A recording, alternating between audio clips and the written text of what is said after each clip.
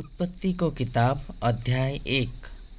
आदिमा परमेश्वरले आकाशमण्डल र पृथ्वी सृष्टि गर्नुभयो। पृथ्वी आकार बिनाको र शून्य थियो, अथाह समुद्रमाथि अन्धकार थियो र परमेश्वरका आत्मा पानीमाथि परिभ्रमण गर्दिरहनुहुन्थ्यो। अनि परमेश्वरले भन्नुभयो, उज्यालो होस्, तब उज्यालो भयो। र परमेश्वरले उज्यालोलाई हेर्नुभयो, त्यो असल थियो।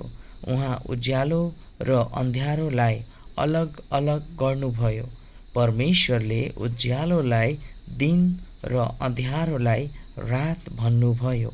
साँझ पर्यो र बिहान भयो, पहिलो दिन। अनि परमेश्वरले भन्नुभयो, पानीका बीचमा एक क्षेत्र होस् र त्यसले पानीलाई दुई भाग गरोस्। परमेश्वरले सो बनाएर क्षेत्र मुनिको र माथिको पानीलाई अलग अलग गर्नुभयो। तब त्यस्तै भइहाल्यो। परमेश्वरले यस अन्तरिक्षलाई आकाश भन्नुभयो। साँझ पर्यो र बिहान भयो, दोस्रो दिन। अनि परमेश्वरले भन्नुभयो, आकाशमुनि भएको पानी एक ठाउँमा जम्मा होस् र अबोनो भूमि देखा परोस्। तब त्यस्तै भइहाल्यो। परमेश्वरले ओबानो भूमिलाई पृथ्वी भन्नुभयो र जम्मा भएको पानीलाई समुद्र भन्नुभयो। अनि परमेश्वरले हेर्नुभयो, त्यो असल थियो। अनि परमेश्वरले भन्नुभयो, भूमिले वनस्पति, बिउ हुने बोट बिरुवाहरू र आफ्नो आफ्नो किसिमका बिउ हुने फल फल्ने वृक्षहरू पृथ्वीमा उमारोस्। तब त्यस्तै भइहाल्यो। भूमिले वनस्पति, बिउ हुने बोटहरू र आफ्नो किसिमको बिउ हुने फल फल्ने वृक्षहरू उमार्यो। अनि परमेश्वरले हेर्नुभयो, त्यो असल थियो। साँझ पर्यो र बिहान भयो, तेस्रो दिन। अनि परमेश्वरले भन्नुभयो, अन्तरिक्षमा दिन र रात छुट्याउनलाई ज्योतिहरू हुन्। तिनीहरू ऋतुहरू, दिनहरू र वर्षहरू छुट्याउनु चिन्हको रूपमा काम गरून्। र पृथ्वीमा प्रकाश दिनलाई अन्तरिक्षमा ती ज्योतिहरू हुन्। तब त्यस्तै भइहाल्यो। अनि परमेश्वरले दुई विशाल ज्योतिहरू बनाउनुभयो, ठुलो ज्योति दिनमाथि प्रभुत्व गर्ने र सानो ज्योति रातमाथि प्रभुत्व गर्ने। उहाँले ताराहरू पनि बनाउनुभयो। अनि परमेश्वरले पृथ्वीमा प्रकाश दिनलाई दिन र रातमाथि प्रभुत्व गर्ने अनि उज्यालो र अँध्यारोलाई अलग अलग गर्नलाई ती आकाशमा राख्नुभयो। अनि परमेश्वरले भन्नुभयो, हेर्नुभयो, त्यो असल थियो।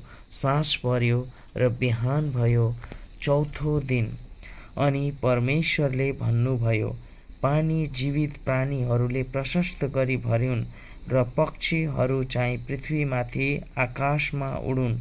यसैले समुद्रका विशाल जलचरहरू पानीहरूमा भइरहे, चलहल गर्ने किसिम किसिमका सबै जीवित प्राणीहरू र जात जातका पखेटा भएका सबै पक्षीहरू परमेश्वरकोले सृष्टि गर्नुभयो। अनि परमेश्वरले हेर्नुभयो, त्यो असल थियो। अनि परमेश्वरले तिनीहरूलाई यसो भनेर आशिष दिनुभयो, फल्दै फुल्दै वृद्धि हुँदै र समुद्रमा भरिँदै जाओ। अनि पक्षीहरूको पनि पृथ्वीमा वृद्धि हुँदै जाओस्। अनि साँझ पर्यो र बिहान भयो, पाँचौँ दिन। अनि परमेश्वरले भन्नुभयो, पृथ्वीले जात जातका जीवित प्राणीहरू अर्थात् जात जातका पाल्तु पशुहरू, घस्रिने जन्तुहरू र जात जातका वन पशुहरू उत्पन्न गरोस्। तब त्यस्तै भयो। परमेश्वरले पृथ्वीका जात जातका वन पशुहरू, जात जातका पाल्तु पशुहरू र जमिनमा घस्रिने जात जातका जन्तुहरू बनाउनुभयो। अनि परमेश्वरले हेर्नुभयो, त्यो असल थियो। अनि परमेश्वरले भन्नुभयो, मानिसलाई आफ्नै स्वरूपमा, हाम्रै प्रतिरूपमा बनाऊ। तिनीहरूले समुद्रका माछाहरू, आकाशका पक्षीहरू, पाल्तु पशुहरू र जमिनमा चलहल गर्ने सबै जन्तुहरूमाथि अधिकार गरून्। यस कारणले परमेश्वरले मानिसलाई आफ्नै स्वरूपमा सृष्टि गर्नुभयो र परमेश्वरका प्रतिरूपमा उहाँले तिनलाई सृष्टि गर्नुभयो। नर र नारी नै गरी उहाँले तिनीहरूलाई सृष्टि गर्नुभयो। परमेश्वरले तिनीहरूलाई आशिष दिनुभयो र तिनीहरूलाई भन्नुभयो, फल्दै फुल्दै वृद्धि हुँदै पृथ्वीमा भरिँदै र त्यसलाई आफ्नो वशमा पार्दै जाऊ।